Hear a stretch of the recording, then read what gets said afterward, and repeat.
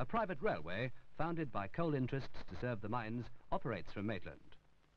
Its distinctive engines with full-length side tanks are familiar on the coalfields. It also provides passenger and freight services to the coal travel underground. The buildings contain modern bathhouse and changing facilities.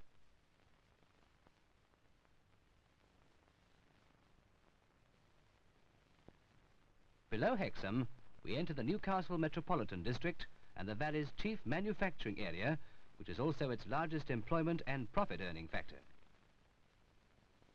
The steelworks stand out as a landmark among its industries.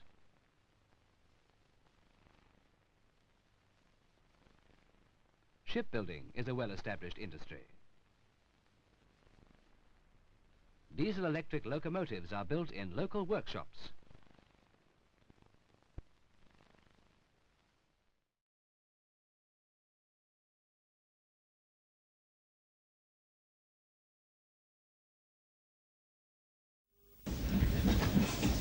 The South Maitland railway system has struggled to survive advancing technology and rising costs for some years now. But it was still something of a shock to the 90-odd employees to learn that the days of steam are to finally end on June the 10th. Begun in the 1890s, the privately owned railway network once served more than 30 collieries. Now only Aberdare North and Pelton mines have their coal hauled by the chunky steam locos which date back to 1911. The company still has 14 Manchester-made locomotives which over the years have been reconditioned in South Maitland Railway's own workshop. The railway's been a mecca for steam train enthusiasts from all parts of Australia and overseas, and its closure will mark the end of the largest commercial steam train operation in Australia. Some employees will be retained to maintain the line, but with the impending sale of the locomotives, job prospects for the majority appear bleak. In days of space travel and computers and silicon chips, the amazing thing about the South Maitland Railway is that it's still here today. But when those boilers are finally cold, there will be some sadness, because it will be the end of an era.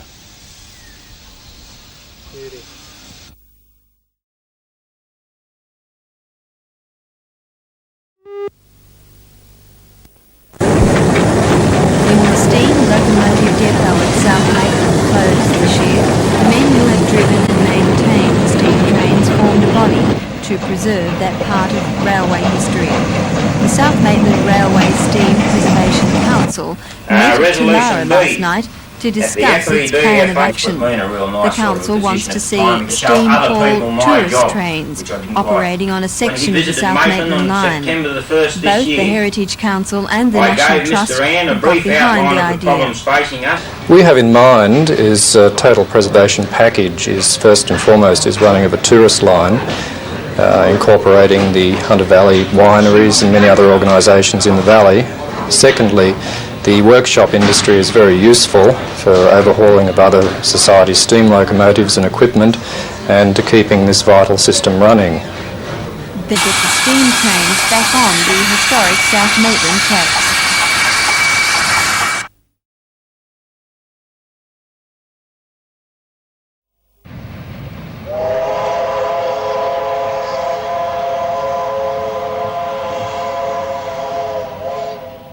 Since the turn of the century, steam locomotives have plied the South Maitland Railway, a coal service which runs between Maitland and Pelton Colliery. The steam locos ended their long run on June the 10th, but one has been saved from neglect. Old number 19, a 282 configuration loco built in 1912, was today lifted by 2 cranes to be displayed with SMR coal wagons and a guards van. They were lifted into place in May, the tracks being built on an old concrete viaduct. Coal and Allied, one of the consortium that owns the Port Waratah project, is also the parent company of the SMR, and so the display is being developed. Number 19 was built by Bayer, Peacock and Company in Manchester, England, a design ahead of its time because the coal and water are carried within the unit and not in a separate tender. Now she has been rust-proofed, a chemical solution will be placed in her boiler to prevent corrosion, and she has been returned to the splendour of her original colour scheme. The surrounding land alongside the entrance to the coal loader will be landscaped. It is hoped to have number 19 and her rolling stock ready for public inspection by November.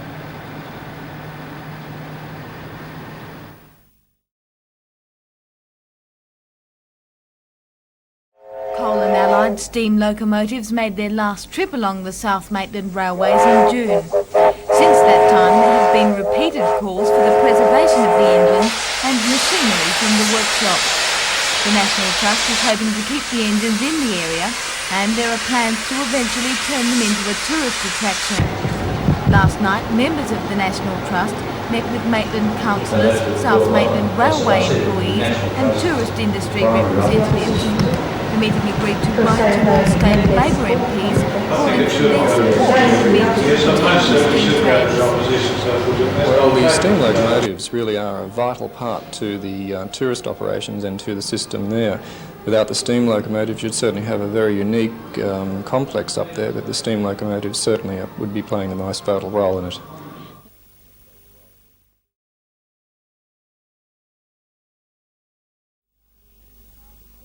This is how the 3801 looked in her heyday, a powerful machine capable of speeds of up to 130 kilometres per hour. Once a Newcastle flyer, 3801 broke the record on the run in a time of 1 hour and 58.5 minutes. But after 8 years of sitting idle at Enfield yards, rust has set in, making it necessary for many parts to be replaced. Today, the grand old lady was towed by DIESAL to the State Dockyard for restoration.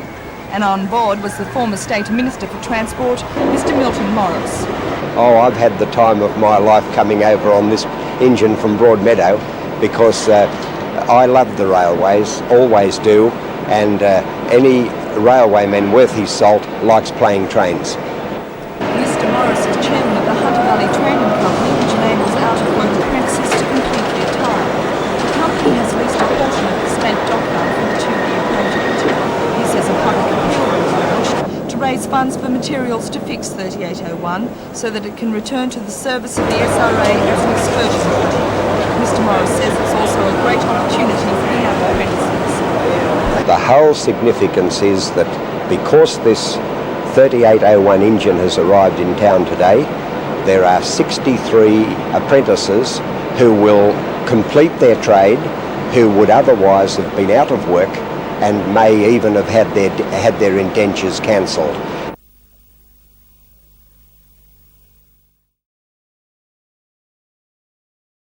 Looking at us, it A doesn't say special anything. media It's not meant preview as a of serious Farewell comment, really. to Steam was held It's today, just it where exists local inside press their and little radio were given the opportunity about to it. see So the we 25-minute programme suggested and that talk we to the put people together a responsible. documentary. Already, Been agreed 15 that it regional wasn't- television stations are planning to screen Farewell to Steam. Well, this was With one of India the- putting it to air at 7:30 on the evening of December the 13th.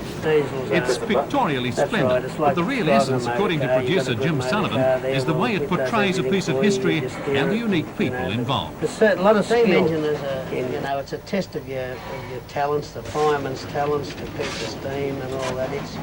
It's a test of skill. Well, I think those people tend to get involved with these machines because they're steam-powered more than they would with an ordinary machine, and that's what happens. We let them tell the story.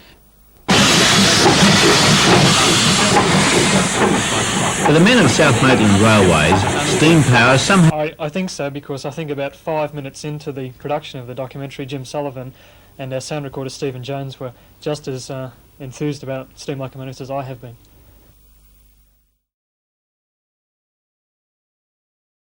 We'll have electrification coming. The State Rail Authority tried to make the opening of the information centre at the corner of Hunter and Derby Streets in the city something of a party to Newcastle people. There was a large marquee with food and drinks, and a big contingent of Railways executives was on hand to spread the good news. The Deputy Chief Executive of the SRA, Mr Ron Christie, told the gathering that the $85 million track strengthening between Muswell and Port Waratah was good news for local industry. He was followed by the State Transport Minister of only 4 weeks, Mr Unsworth. The Minister concentrated on the almost completed $106 million electrification of the line from Wyld. Mr Unsworth said that he had noticed Newcastle's dramatic development over the years and said that investment by the Rand government and the SRA was partly responsible. After unveiling a plaque, the information centre was opened to the public. Other local investments it gives information on are new locomotives, coal wagons, computer signalling and reservations, and station upgrading. I asked Mr Unsworth whether we can expect more new rail projects in the Hunter. In the long term, perhaps we'll extend electrification to the Hunter Valley. It may not be the same system that we brought up from Sydney, but with that, of course, that will provide a basis for improved travel north of Newcastle. Will we ever see an extensive urban service in Newcastle to relieve the pressure on our road system? A lot depends on the population growth. The State Rail Authority continually watching these developments, as is the Ministry of Transport.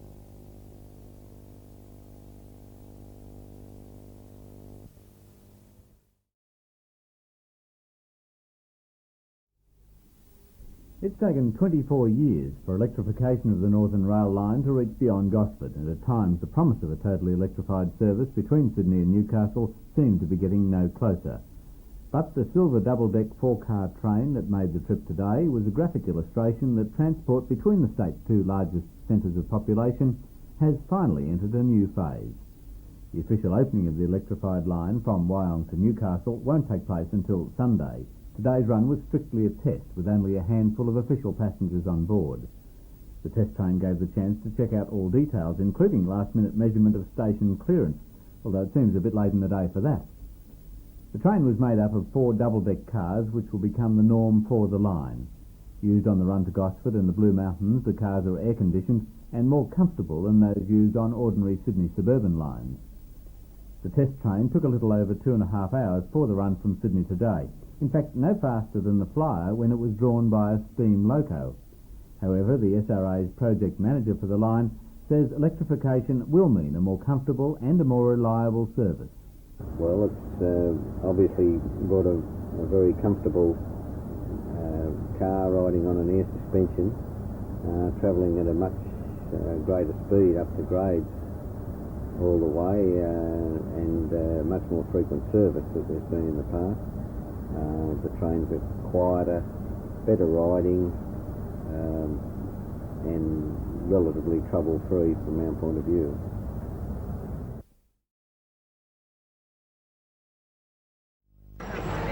The State Rail Authority was anxious that it should be an occasion Newcastle would long remember.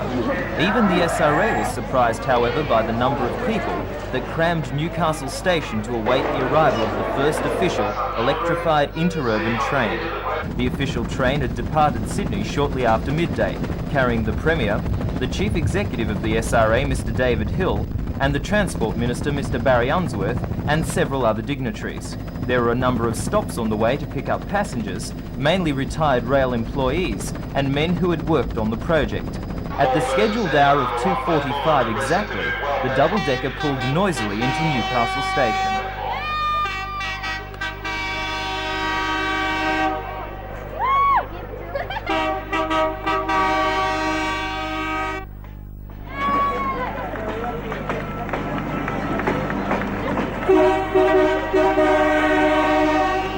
The official party were immediately lost in the throng, and many spectators entered the train to view the much more comfortable and clean transportation. It was an occasion that appealed to every age, to those who could remember the days of steam, and to those who were too young to know about diesel locos. Part of Scott Street had been closed off for the celebration, and this new railway square filled with those anxious to see and hear the Premier. Mr Rand stressed the importance of the $112 million project to Newcastle, but also could not resist a bit of electioneering. It's a great pleasure and a great thrill to join with the neighbour Caspians and the people of the Hunter Valley today in this historic occasion. I wish you all well, and don't forget, when Bob Hawke's election comes on in 6 or 9 months, get him a few more seats.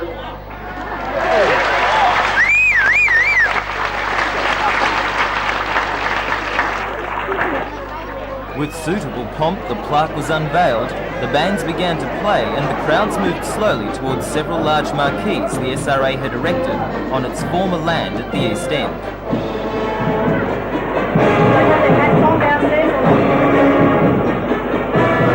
There the party began, and everyone was offered free food and drink. When the fun is over, Newcastle will be left with improved facilities at 17 stations, a more frequent urban service to Tulare and Toronto, and as many as 14 trains to Sydney each weekday.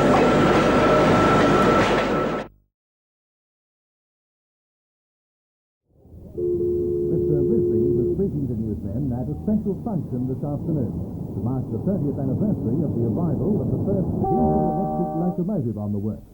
Loco 32 cost £50,000 or $100,000 when she was delivered on the 13th of July 1954. There were many among the dozens of retired drivers, counters and trainmen invited by BHP for the afternoon who could remember her first day. She was pale blue then, but it was soon realised just how difficult it was to keep her clean, so before long a dark blue coat was added. For today, number 32, which by the way is still operational, is sporting a brand new livery of safety yellow. Retrospective revealed a multitude of sins scored over 30 years of keeping the steelworks on the move. But it wasn't always like that. We'd lock it away on 6-5 road so nobody would get it out overnight or put a few dinks in it or anything like that. The arrival of more diesel locos, 11 in 1962 for instance, saw the rail traffic operation dispense with steam altogether. It was in that year, 1962, that the oldest among today's invitees retired, 87-year-old Frank Clark. He was chosen to cut a special cake decorated for the occasion. It was obvious that despite reduced mobility nowadays, many were itching to climb aboard number 32 for another run, as the memories came streaming back. A quick run up to the weighbridge and back was enough before most retired to the recreation club to continue their reminiscences. As for the loco, well, she's now back in action, keeping the wheels of industry turning.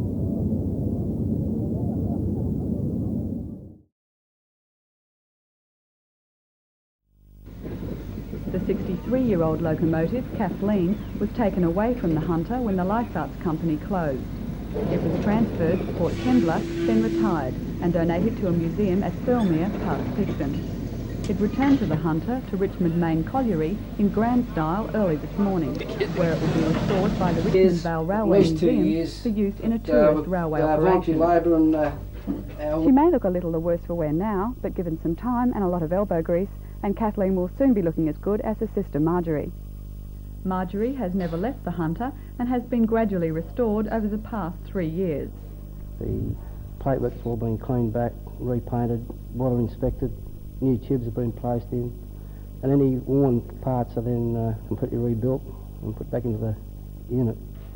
The locomotive itself's going back together now. The engine should be in steam in the new year, say February or March, hopefully.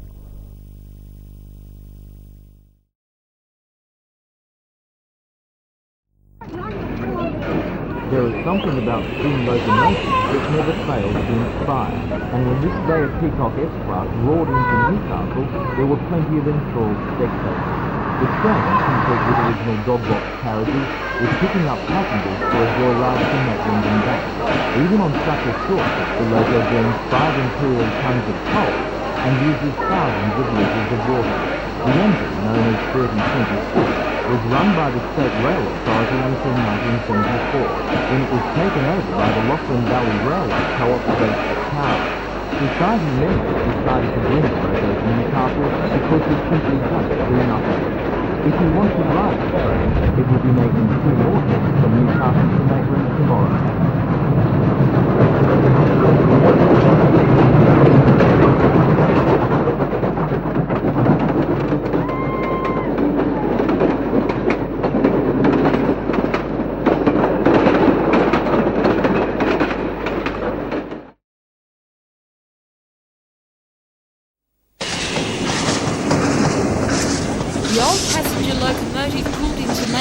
With all those aboard, bound for a day of wine tasting.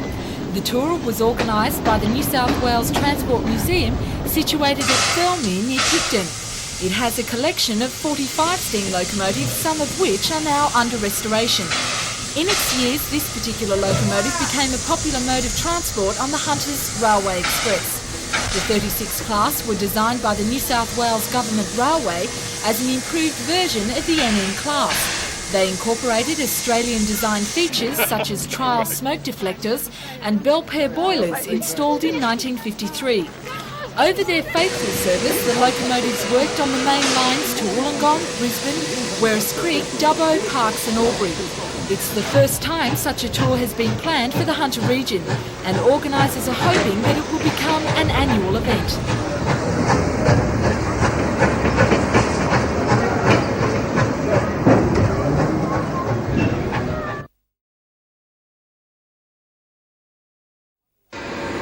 The restoration of the old 3801 locomotive is being coordinated by a restoration group known as 3801 Limited. The leader of the 38 Pacific class passenger locomotives was the pride of New South Wales Railways for more than 25 years. Throughout its career, it regularly headed expresses such as the Newcastle Flyer. After it was retired, the locomotive went to the Rail Transport Museum at Thirlmere. Thanks to the restoration program, the engine has been completely reconditioned and the locomotive is one step closer to resembling its former glory. Today, months of painstaking work paid off when the main engine was set onto the wheels. The work is being done by the Hunter Valley Training Group, which finds work for unemployed trade apprentices. The locomotive should be back on the tracks next March, when it will operate as a tourist attraction.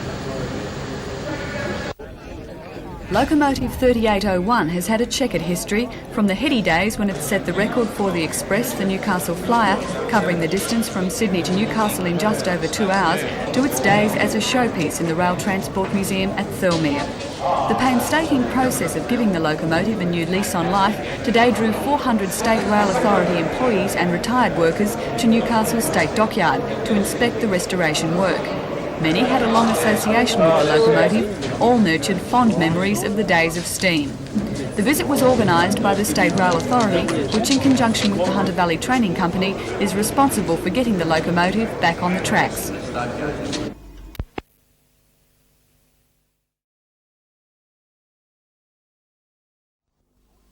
The TANGARA was launched with much flag waving at Sydney's Central Station. Premier RAN Transport Minister Barry Unsworth and the Chief Executive of the SRA, David Hill, were all smiles about the train, which they obviously hope will be a big vote winner. The prototype was built by Guninans and is very close to the final design by SRA engineers who travelled the world for ideas. Tangara is the Aboriginal word meaning to go, and passengers will go in greater comfort than before. It boasts vandal-resistant seats, jerk-free acceleration and braking, a destination indicator at the front of each carriage, better air conditioning and larger windows. There will also be television monitors in each carriage for security. The Tangara is faster than the present double-decker carriages, reaching speeds of 130 kilometres an hour. Although it will be mainly used on Sydney urban runs, the Tangara will also travel the electric lines to Newcastle. The first of 450 carriages should be delivered at the end of 1987 and will be built at a rate of 60 a year.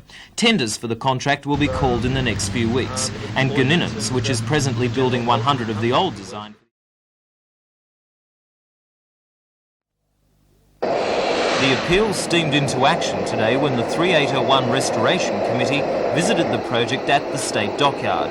Most of the committee members are industry and business leaders in Sydney, and they have been saddled with the task of raising $500,000 in donations over the next 20 weeks. A quarter of that money will see the restoration of 3801 complete by the end of the year, but the rest is needed to keep the project running over the next 5 years. When complete, 3801 will be a rolling museum, owned by a company formed for the purpose. That company aims to continue restoring historic rolling stock throughout the state, using apprentices from the Hunter Valley Training Company and similar organisations. The HVTC indentures first-year and out-of-trade apprentices. They are painstakingly unbolting and restoring to working order every component of 3801, which was retired in 1970. When it entered service in 1943, 3801 was the fastest loco in the state. The Restoration Committee is confident that those Haquan days can be recaptured.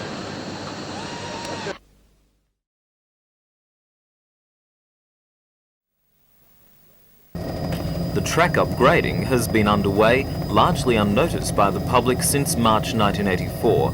Major construction is now complete, but some follow-up work is still being done here at Sandgate and at Branxton.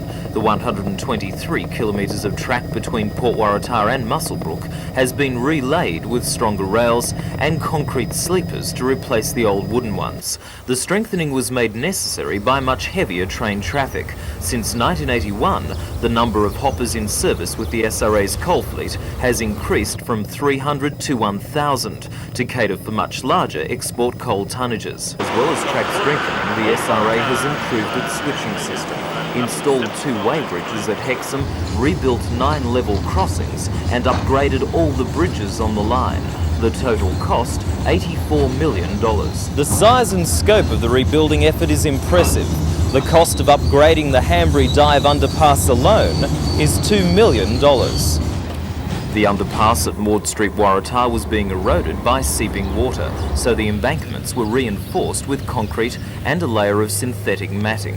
The SRA hopes the improvements to the line will need minimal maintenance and serve the coal industry until well into the next century.